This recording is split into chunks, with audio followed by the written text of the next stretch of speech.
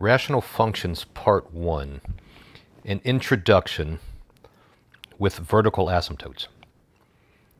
For us, a rational function is of the form f of x over g of x, where f and g are polynomials. Let's start by talking about how to find the domain of a rational function. Recall that the domain of a function is the possible values that we can input into the function. Sometimes we say the possible x values that can be used. Now, when we're finding the domain of a rational function, and often other functions, it is very often easier to determine which values of x cannot be used, or which values cannot be input into the function. Let's take a look at the rational function f of x equals x over x plus 1 times x minus 3. So when I'm finding domains, I usually think it's all real numbers except for maybe a few values or maybe a set of values, but how can I determine what values cannot be used in a function? Well, for rational functions, we know that we can never divide by 0.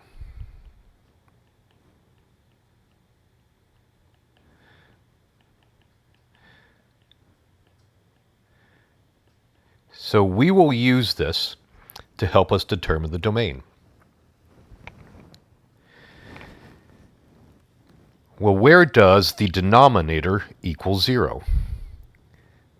Well, let's set the denominator equal to 0. We have x plus 1 times x minus 3 equals 0.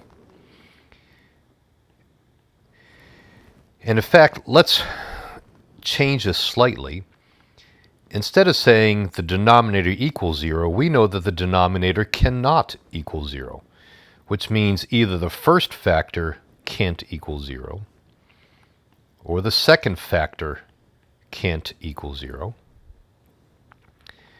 which means x cannot equal negative 1, and x cannot equal 3.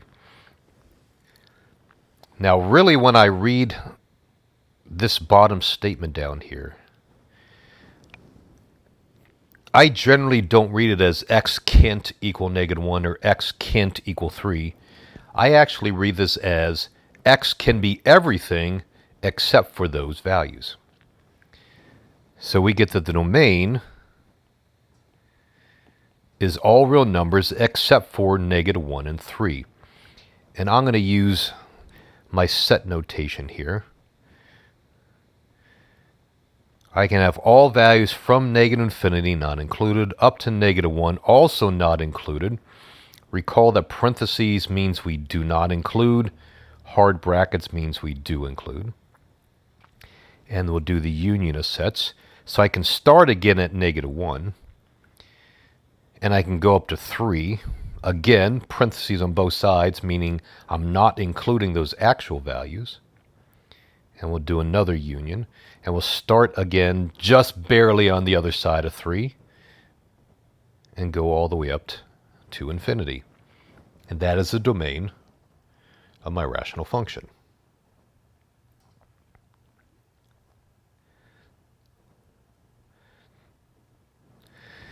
Now, we'll keep doing some domains, but let's add a layer to this.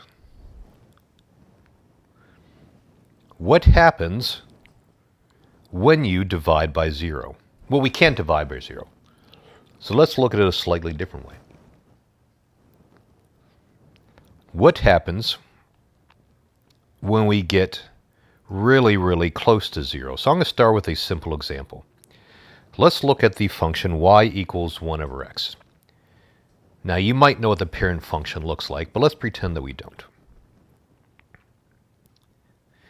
And we'll do a little bit of analysis. And let's plug some values in. Let's do a t-chart over here. So when x equals 1, y equals 1, let's plot that. And notice that as x is getting bigger, y is getting smaller. Now, I'm just doing this for the sake of the graph. We can worry about this later on, but that's really not the point of this video. But simply as I'm going this way, as x increases, y is getting really small. What I do want to investigate is what happens when x gets really close to 0. So what if x is 1/10? What does y equal? Well, it's 1 divided by 1/10, or the reciprocal of 1/10, which of course is 10. So I'm not going to draw to scale, but around 1/10 for x right there, y is up here somewhere. How about when x is 100? That is 1 over 100. Then y equals 100. And when x is 1 over 1,000,000, well then y is 1,000,000, isn't it?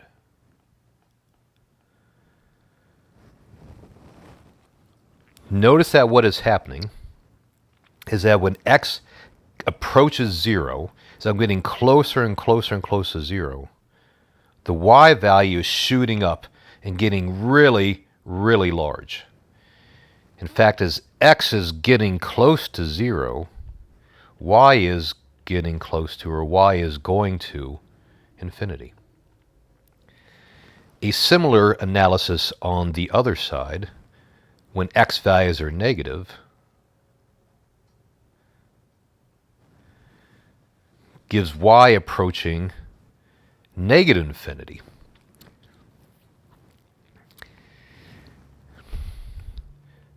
Notice that my graph never reaches x equals 0. This is what we call a vertical asymptote.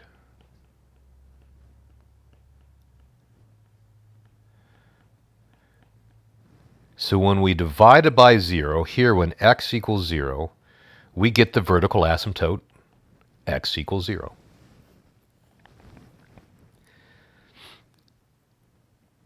Now, when you divide by 0, do you always get a vertical asymptote?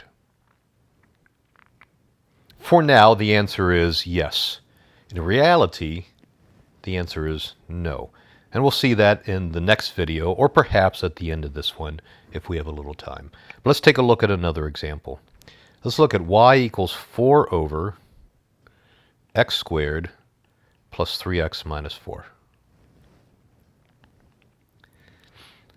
Let's start by finding the domain, which I'll just use a big D to represent domain. I know that for the domain, I can't divide by 0, which means the denominator can't equal 0. And this will help me find the domain. Since it's quadratic, I think we can factor this one. So let's try to factor it. If we do, we get x plus 4 times x minus 1 can't equal 0, which means x cannot equal negative 4, and x cannot equal 1. So how do we write the domain? Well, let's write it this way. It's everything except for negative 4 and 1. That is, we could do negative infinity to infinity, except we have to break it at negative 4 and 1. Recalling that our parentheses means we don't include that particular value. And that is our domain. Now, what are our vertical asymptotes? Well, the vertical asymptotes are what x can't equal.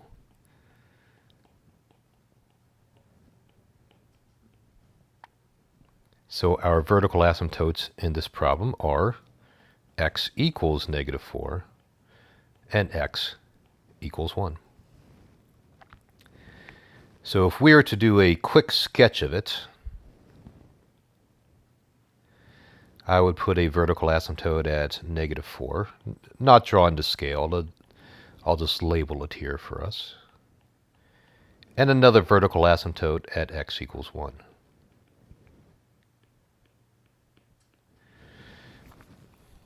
what does the graph look like?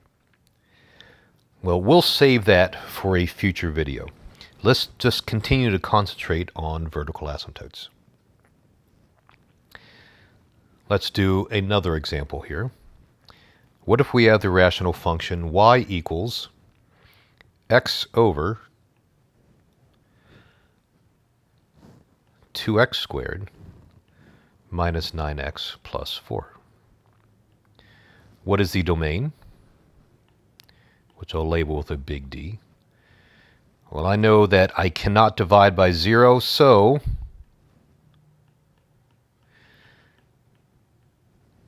the domain is everything except for the denominator equals 0.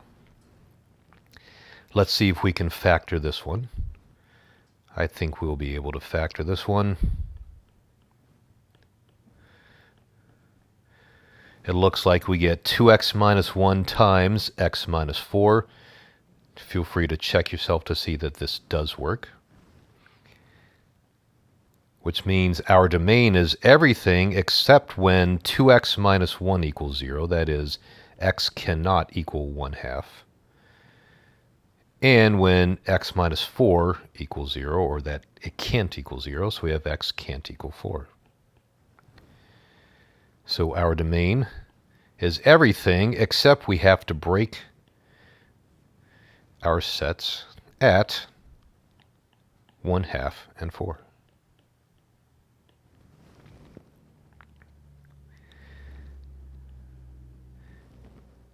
And if we were to draw just the vertical asymptotes without the rest of the graph, notice that our vertical asymptotes are the values of x that our graph can't equal. So our vertical asymptotes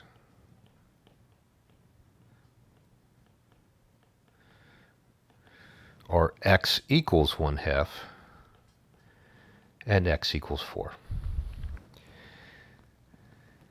And I will save the next piece, which is what happens when the denominator equals 0, but I don't have a vertical asymptote. How do I know what I will have, and how do I know when that will occur?